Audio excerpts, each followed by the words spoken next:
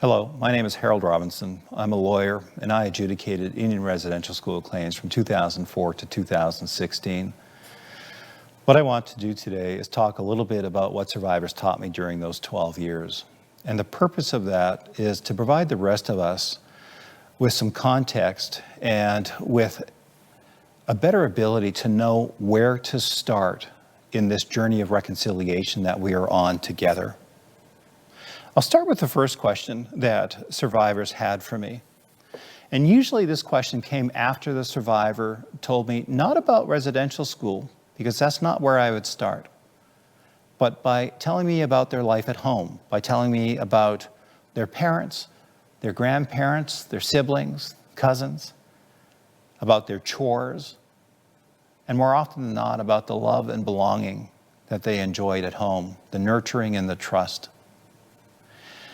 And once we pivoted to tell me about residential school, tell me about your journey there, I would often be asked a question by the survivor, and especially after they told me about their life at school and about the transition. The question they asked me is, what gave Canada the right to take me away from my parents? What we know now, and what we should have known then, is that there was no right. That in establishing the Indian residential school program, Canada breached its duty to protect the family unit. We now know that under Article 16, Sub 3 of the United Nations Universal Declaration of Human Rights, which was passed in 1948, that the state has a duty to protect the family unit because the family unit is the fundamental building block of society. What we now know, and what we better understand, is that the Indian residential school program was not an education program. It was a program of separation and assimilation. Those were the goals of that program.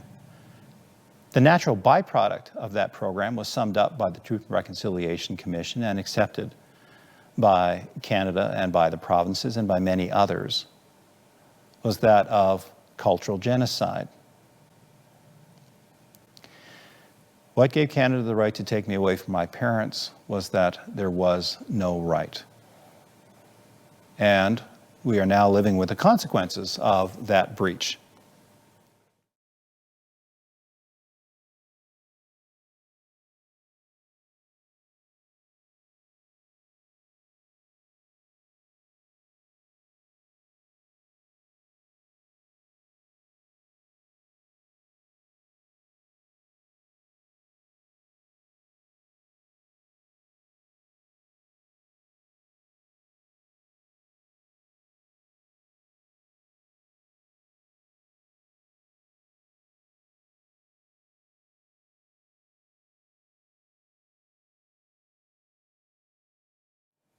The next question asked by survivors: are you listening?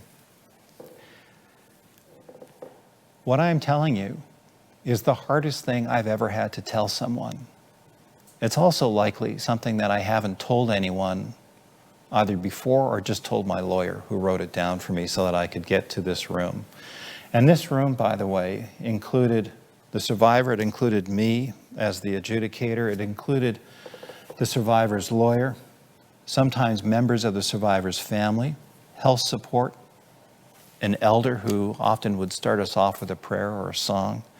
Canada's counsel was there as well to ensure that the rules for the process were being followed, but for other reasons too, including to provide a bit of humanity in the process. And sometimes members of the church were also present when the survivor asked for them to be. In sharing experiences that were so profoundly hurtful based on betrayal that started a life often of anger, resentment, bitterness, feelings of being trapped, the question would come up: are you listening? Are you present? Do you hear what I am saying? In asking this question, survivors weren't accusing. I think survivors were inviting. And it is a profound thing for someone who is sharing the most hurtful things to also at the same time open up again to others,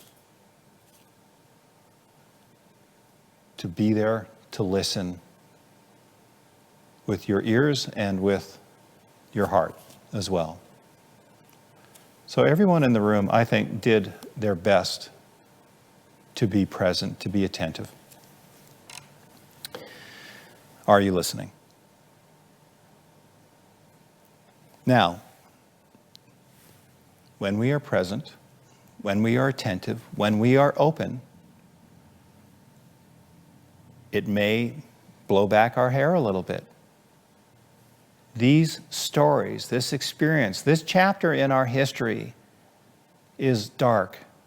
These experiences are bitter, they're based in betrayal, and they are hard stories to hear. My understanding is with the Algonquin culture, they do not necessarily say, "I love you." That's almost too easy a thing to convey. What they say instead is, "I cannot dream without you." This to me is profound because it implies, it demands a relationship. And I wonder what happened when that relationship was severed through the Indian residential school program. And what happens when it is severed not just for a short period of time, but for decades, for up to 100 years?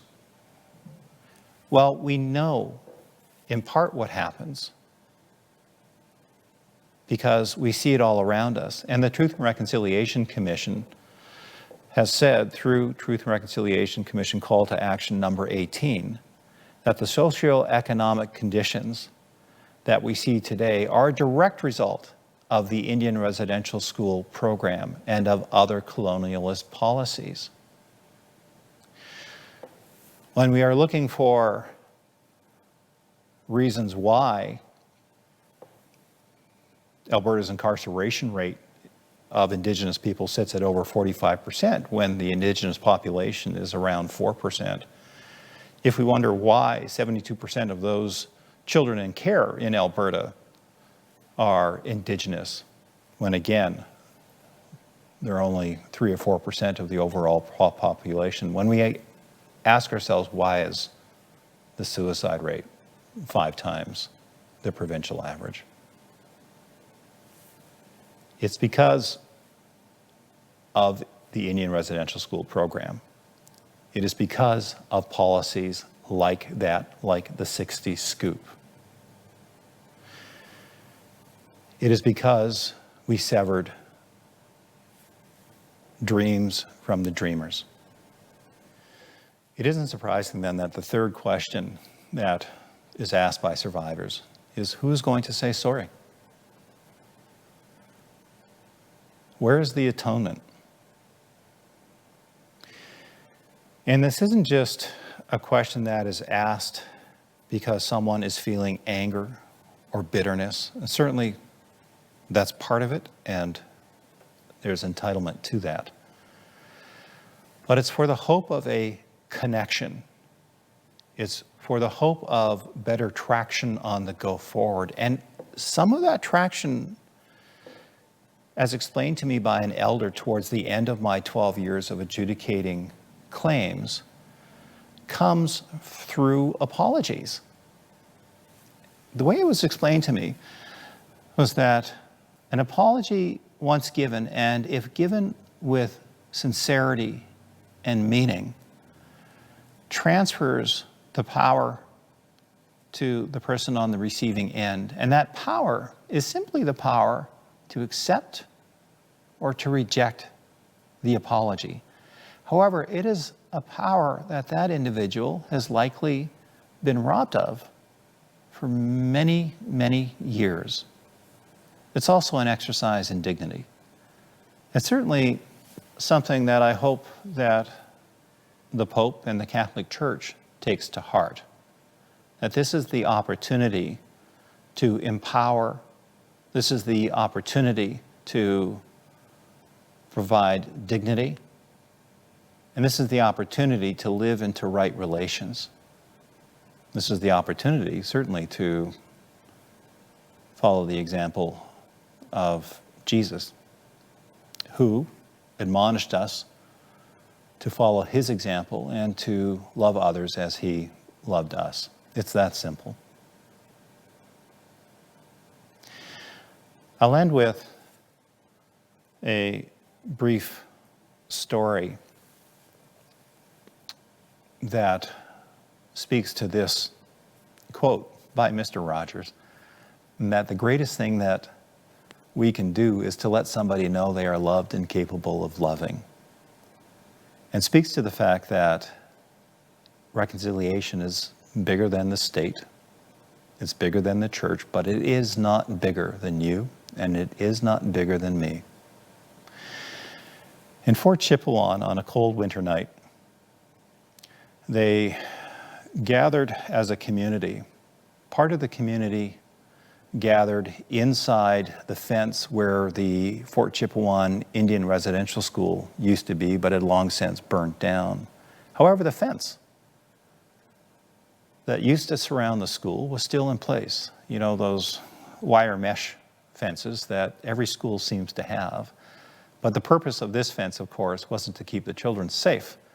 It was to keep the community out, and it was to separate children from their parents, sometimes for years at a time. And the rest of the community gathered on the other side of the fence. Now, this fence, like most fences surrounding schools, had a square cutout in it. And what the survivors did on that cold winter night was to, one by one, to squeeze through that little square hole in that fence, and to be received on the other side by members of their family, by members of the community, with blankets, with tears, with hugs, with soup, with laughter, with jokes, but to be embraced once again and to be welcomed back into the community, and to find some of that traction and that wholeness that had so long been missing. Reconciliation, at the end of the day, it's an opportunity to connect. It's an opportunity for healing. And it's something that I think happens best between people. And so our resources, the best resources we have as we move forward and move in a positive new direction as a community, as a country, as a people, is you, and it's me. The greatest thing we can do is to let somebody know they are loved and capable of loving. And it is the opposite of what the Indian Residential School program was built on. And it is the path ahead. Together we can do this. If anyone has any questions for me, I have maybe learned another thing or two along the way, and am still learning. Perhaps you have something to teach me. Feel free to reach out to me. My email address is harold.robinson@shaw.ca. I'd like to thank you for watching, and I hope that this has provided a bit of context that will help us all move forward together. I'll end with an apology of my own, which is that if anyone has been triggered through this talk, please reach out through the 1-800 number, which is actually 1-866-925-4419, set up by Canada for anyone who's feeling triggered about the Indian Residential School experience, or perhaps even my talk today. But with that, I do wish you all very well.